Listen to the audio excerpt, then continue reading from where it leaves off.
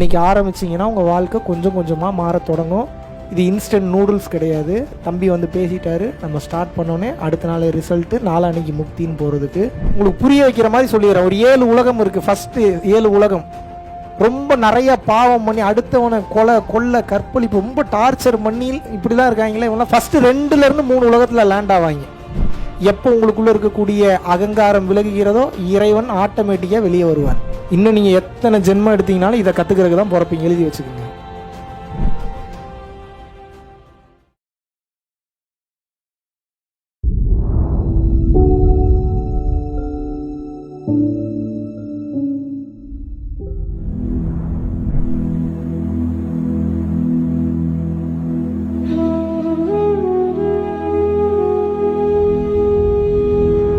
சொன்னோம். இந்த உலகத்தில் பல லட்சம் பேர், பல கோடி பேர்களுக்கு கிடைக்காத ஒரு அற்புதமான ஒரு விஷயம் மகாவிஷ்ணு சந்திச்சது. மகாவிஷ்ணுவுடைய ஆற்றல்லாம் என்ன அப்படிங்கிறதுல நான் முதல் பார்த்தனோ அந்த நொடியே என்னால் உணர முடிஞ்சது. அந்த புத்துணர்ச்சி, அந்த விழிப்பு, இதெல்லாம் வந்து சொல்கிறதுக்கு வார்த்தையே இல்லை. அவ்வளோ ஒரு அற்புதமான விஷயம். நான் உணர்ந்து ஒரு விஷயத்தை சொல்கிறேன். பணம், பொருள், இதுகள் எல்லாம் தாண்டி ஒன்று இருக்குது. அது பார்த்தீங்கன்னா எந்த ஒரு வார்த்தையிலையுமே விளக்கம் தரக்கூடாது அபரிவிதமான ஒரு பேராற்றல். அந்த பேராற்றல் பார்த்தீங்கன்னா சத்தமே இல்லாமல் ஆனால் பயங்கர ஆழமாக இருக்குது. அந்த ஆழத்தை அளவிடவே முடியாது. இந்த ஒரு அற்புதத்தை நமக்குள்ள உணர வச்சதெல்லாம் வந்து மிகப்பெரிய பாக்கியம். இங்கே மகாவிஷ்ணு எதையுமே அவர் சொல்கிறதில்ல. அடிப்படை விஷயங்களை சொல்லி கொடுத்து உங்களுக்குள்ள இருக்கக்கூடிய அந்த பேராற்றலை வந்து தூண்டி விடுறாரு. அதுதான் உங்களை அதுக்கு பிறகு வழி நடத்துது. குருவே சரணம், குருவே சரணம்.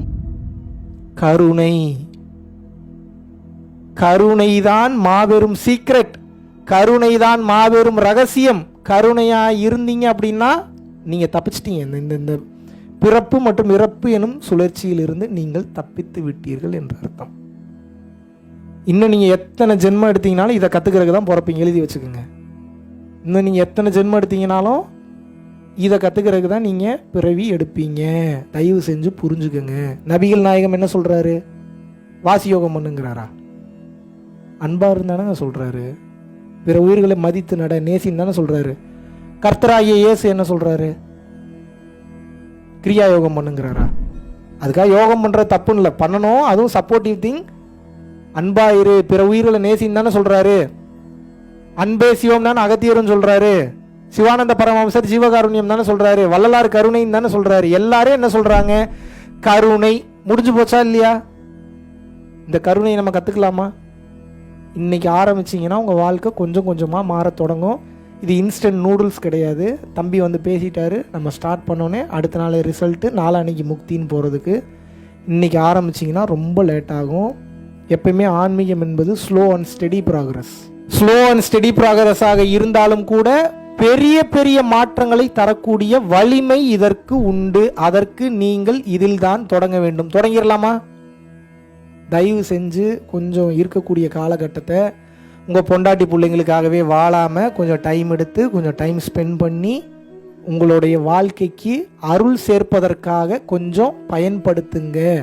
உங்களுக்கு புரிய வைக்கிற மாதிரி சொல்லிடுறேன். ஒரு 7 உலகம் இருக்குது. ஃபஸ்ட்டு 7 உலகம் ரொம்ப நிறைய பாவம் பண்ணி அடுத்தவனை கொல்ல கற்பழிப்பு ரொம்ப டார்ச்சர் பண்ணி இப்படிலாம் இருக்காங்களே, இவங்களாம் ஃபஸ்ட்டு 2லேருந்து 3 உலகத்தில் லேண்ட் ஆவாங்க. செத்ததுக்கு அப்புறம் அங்கே எப்படி இருக்குன்னா மரண ஓலங்களாக கேட்கும், ரொம்ப கேவலமான உருவங்களாக இருக்கும். அங்கே இருக்கக்கூடிய சூழ்நிலையெல்லாம் நீங்கள் நினைச்சு கூட பார்க்க முடியாத வலி வேதனையை அனுபவிப்பீங்க அங்கே போனீங்கன்னா. அதுக்கு அடுத்து இன்னொரு உலகம் இருக்கு. அதாவது உதவியே பண்ணாமல் அடுத்தவனுக்கு உபத்திரம் பண்ணாமல் இருப்பான், அவனுக்கு மட்டும் சுயநலமாக இருப்பான். அவனுக்கு 4வது உலகம். ஆனால் அதுவும் எண்டு கிடையாது. அங்கேயும் நிறைய கஷ்டத்தை அனுபவிப்பீங்க.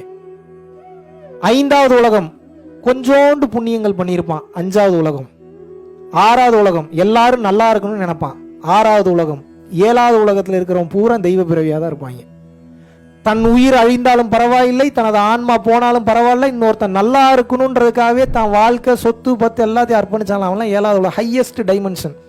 அந்த டைமென்ஷனுக்கு போகும்போது நினைத்து கூட பார்க்க முடியாத சம்பவங்களெல்லாம் பண்ண முடியும். இப்போ நான் உங்களை அங்கே போங்கன்னு நான் சொல்லலை. நீங்கள் இப்போ எந்த உலகத்துக்கு போவீங்கன்றதையும் நான் இப்போ பேசலை. அப்படிலாம் இருக்குது. தெரிஞ்சுக்கிட்டு உங்களோட வாழ்க்கையை எப்படி மாற்ற முடியும்னு கொஞ்சம் பார்க்க ஆரம்பிங்க. உங்களுக்கு தெரிஞ்ச விஷயத்த 4 பேருக்கு சொல்லி கொடுங்க.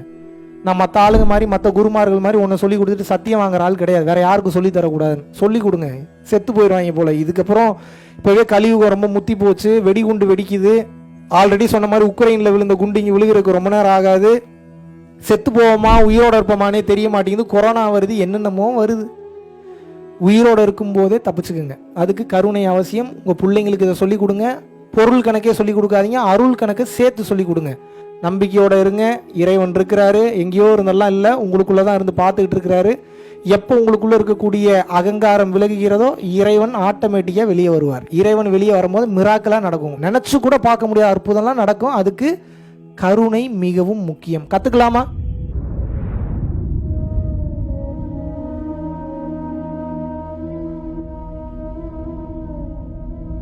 பரம்பொருளின் கருணையினால உங்களுடைய இடைவிடாத அன்னதானத்திற்கு நீங்கள் அனுப்பப்பட்ட பணத்தின் மூலியமாக பல லட்சம் உயிர்களுக்கு இது நாள் வரைக்கும் சாப்பாடு கொடுத்துருக்கோம். ஸோ கொரோனால இருந்து ஆரம்பிச்சு ஒரு நாள் கூட விடாம பல உயிர்களுக்கு வஸ்திர தானங்களாக இருக்கட்டும், படிக்க முடியாதவங்களுக்கு கல்வித்தொகை கட்ட முடிய விஷயங்களாக இருக்கட்டும், இல்லை ஸ்போர்ட்ஸ் ரீதியாக விளையாடக்கூடிய நல்ல மாணவர்களை அனுப்பி வைக்கக்கூடிய விஷயங்களாக இருக்கட்டும், அதை தொடர்ந்து பார்த்தீங்கன்னா ரெகுலராக மந்த்லி பேசிஸில் ஏழை குழந்தைகளுக்கு க்ரோசரிஸ் கொடுக்கறதாக இருக்கட்டும், இல்லை அவங்களுக்கு பார்த்தீங்கன்னா சேம் அவங்க விருப்பப்படுறவங்களுக்கு வீட்டு துணிமணிகள், வீட்டுக்கு தேவைப்படக்கூடிய மற்ற பொருட்கள் வாங்கி கொடுக்கறதாக இருக்கட்டும், எல்லா உதவிகளும் பார்த்தீங்கன்னா உங்களோட உதவினால தான் போயிட்டு இருக்கு. சாது சிதம்பர சுவாமிகள் வளநாட்டார் ஒரு வார்த்தை சொல்லுவார், பசித்தோர் முகம்பார் பரம்பொருள் அருள் கிட்டும் அப்படின்னு சொல்லுவாரு. வள்ளல் பெருமானும் ஜீவகாருண்யம் உள்ள சம்சாரிகளுக்கு எப்பேற்பட்ட சூழ்நிலையிலும் பார்த்தீங்கன்னா அவங்களோட லாபம் தடைபடாது, தொழில் பிரச்சனைகள் நிவர்த்தியாகும், அதை தொடர்ந்து வாழ்க்கையில குடும்ப பிரச்சனைகள் விலகும், அதுபோக குழந்தை சம்பந்தமான பிரச்சனைகள் எதுவாக இருந்தாலும் இந்த அன்னதானத்திற்காக நீங்கள் செய்யக்கூடிய ஒவ்வொரு ரூபாயும் அது உங்களுக்கு நிச்சயமாக புண்ணியமாக சேரும். புண்ணியத்தை கடந்த நிலையில் முக்தி பாதைக்கும் அது நிச்சயமாக உங்களை வழிநடத்தும். அதனால விருப்பப்படுறவங்க நம்மளுடைய பரம்பொருள் அறக்கட்டளையினுடைய சேரிட்டி ஆக்டிவிட்டீஸ்க்கு தங்களுடைய விருப்பப்படக்கூடிய நன்கொடையை கீழே உள்ள டெஸ்கிரிப்ஷன்ல இருக்கக்கூடிய அக்கௌண்ட் நம்பருக்கு செலுத்தலாம். இதற்குண்டான அந்த அருளை சித்தர்கள் உங்களுக்கும் உங்கள் குடும்பத்தாருக்கும் வழங்க வேண்டுகிறேன். குருவின் பரிபூர்ண அருளாசிகள். குரு கடாட்சம்.